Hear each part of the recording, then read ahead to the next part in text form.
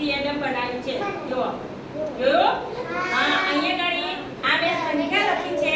આપણે 10 સુધી લખી છે પણ 10 નહીં લઈએ આપણે 9 સુધી લઈએ અને 9 સંખ્યાની આગળ મેં ગોળ ગોળ લગાવ્યા છે જોયું તમે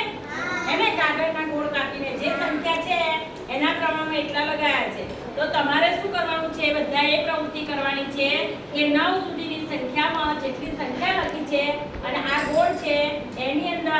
આપણે આ જે મૂળ વસ્તુઓ છે બધી મૂળ વસ્તુમાં શું છે જો મણકા છે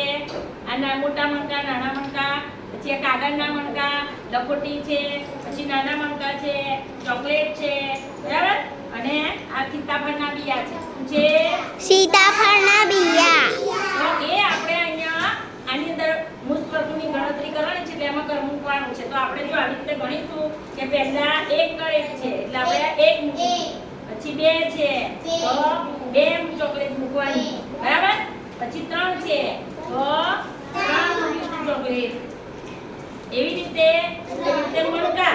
અને આ બધું જ આવી રીતે ગણવાનું છે અને આપણા આની અંદર 5 નંબર છે જો 5 નંબર 28 ઉપર કે મૃત વસ્તુની ગણતરી કરવાની છે 1 થી 9 સુધી જ આપણે કેટલા સુધી